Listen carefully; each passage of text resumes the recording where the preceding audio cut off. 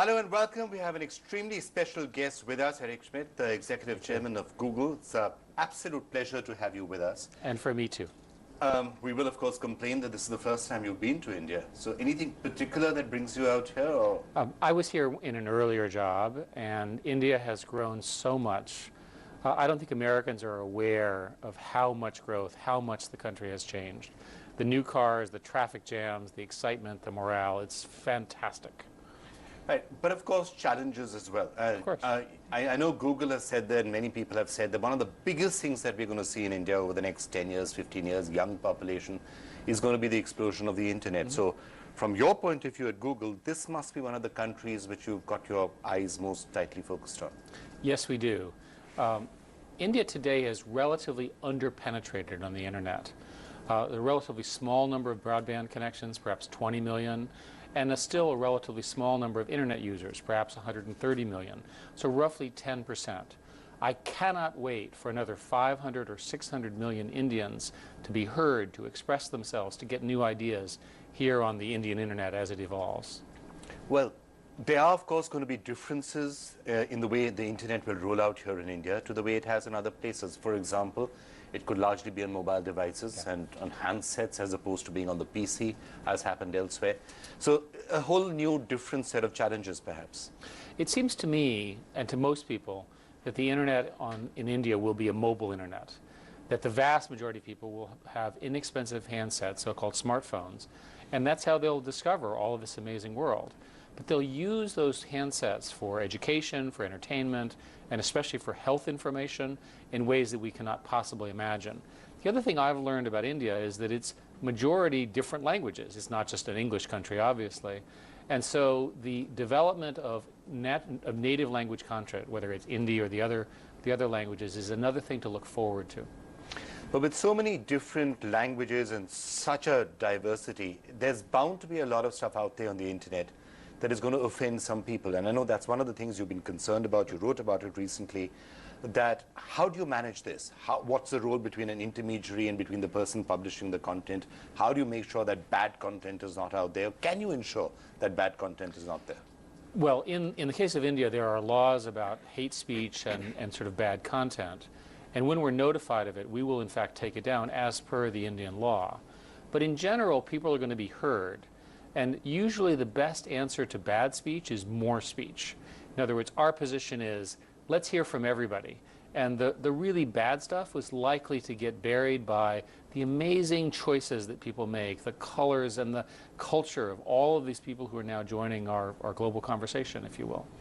But I'm sure there's been a certain amount of concern that you have expressed on the role that an intermediary plays. I know the government has often come to you and to Facebook and to others and saying, look what's available on your platforms. What is the answer that you're giving to them? It's important that the intermediaries, such as Google, not have any undue liability for this. So, for example, we can't pre-check everything that's submitted into the internet. There's no simple way of doing that. But when things are pointed out to us, we take them down within the required period of time. And as long as that's followed, we will be fine. That's insofar as the intermediary principle goes, Yes. because as you're saying, nobody can really monitor all the content that comes up. But there will be other cases where Google itself is putting content on. So is there a different set of rules and guidelines there? Each of the sites that we offer, so for example, Blogger and YouTube have different terms of service. And in the case of Blogger and in YouTube, we actually do check that to make sure that things maintain the terms of service. In general, the internet tends to have a lot of voices people don't like to hear, but ultimately it represents humanity as a whole. It's better to see all of it, decide what you like and what you don't like.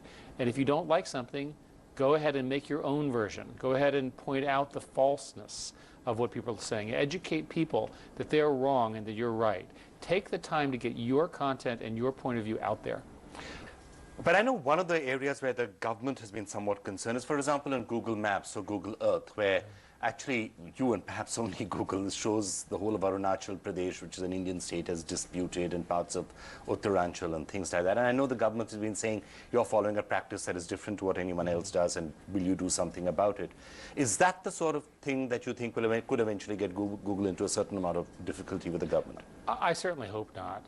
With respect to maps, we have a single global approach that we take to the global maps. And within the country, if there's a disputed region, we will show it within the country along the lines that the country thinks the right answer is. We try not to endorse any particular view. We're not the arbiter of these things. There are, in fact, United Nations groups that try to do this. We simply try to reflect, when there's a dispute, what each side believes. All right. So, but if the government is talking to you about these things, you continue to engage with them. And what's the experience in China? Because China obviously is another place where you've had a. Well, we have good relations with the Indian government, and the Indian government has overwhelmingly stated to us that they are committed to open and free speech and the development of a broad internet to benefit the citizens of India. So we completely agree with that. Unfortunately, the Chinese government has a completely different view. The Chinese government is not interested in having all the world's information available to all of its citizens, and has active censorship and literally deletes content that would be damaging to the party and to the government. We don't want to be a part of that, and in fact we moved to Hong Kong. China today is the only country that has such a system, and there's no way in which the activities in India have anything to do with what China's doing. All right, let me just move to some of your other plans and some of the products in particular that you're coming out with. Now, we did this small opinion poll online, and we asked people what Google product you like the best. And interestingly, something like 64% said Google Search, 15% said Android, 13% Gmail, and 8% said YouTube.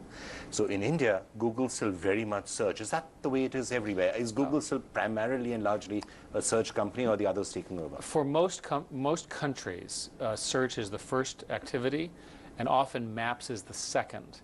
In India, because of the global success of Bollywood, believe it or not, YouTube has huge penetration and huge usage here in India, even with a relatively limited internet.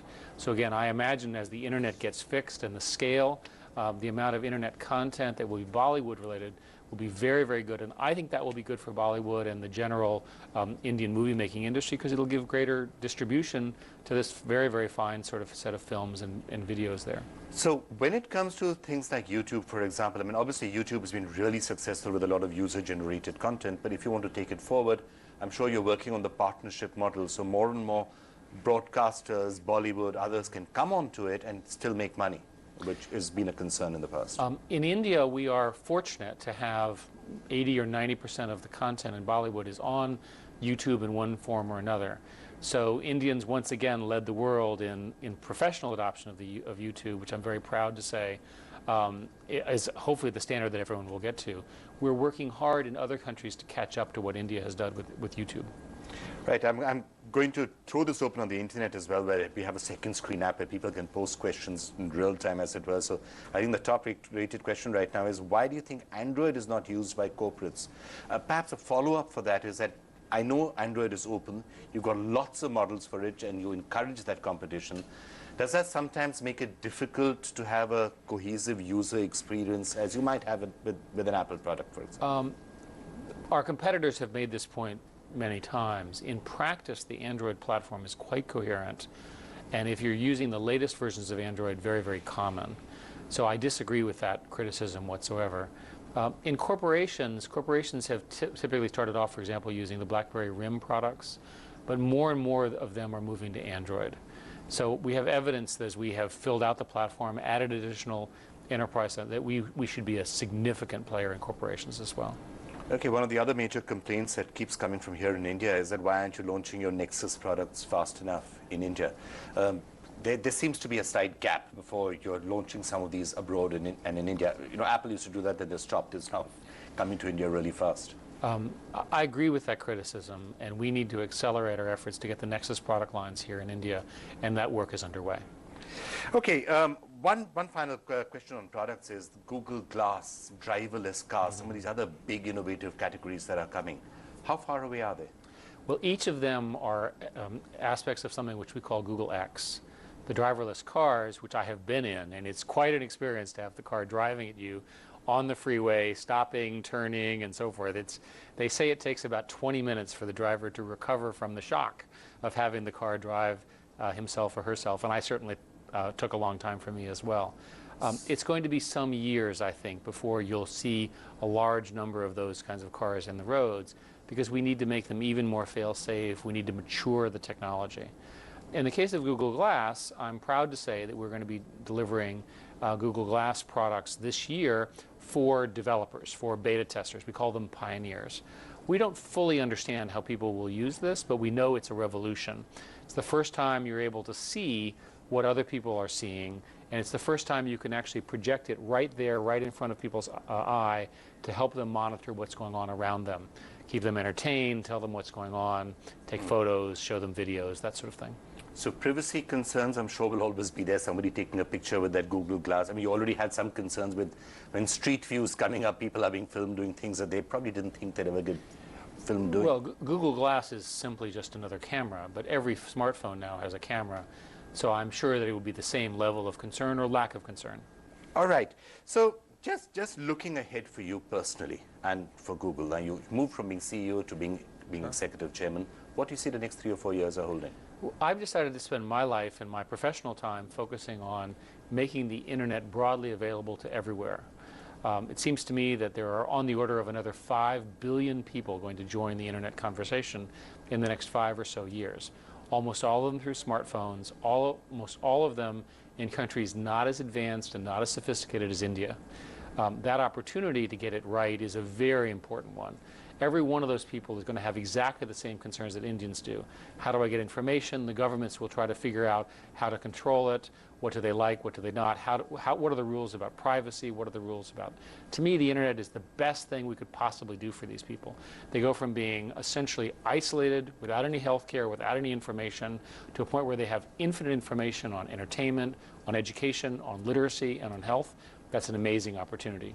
So increasingly, Larry is now playing a lot of the internal role within Google, and you are doing a lot of the external and talking about the internet. The three of us have always worked as a team. Sergey is the gentleman behind the extraordinary products, Google Glass, the cars, Google X in general. Larry is CEO, running the company, sitting in his office every day. The product line is the strongest it's ever been, and my focus has been on these external matters. All right, Eric, it's a pleasure having you here in India. Look forward to talking to you. Okay, thank you so much. Thank you so much. Okay, you take care.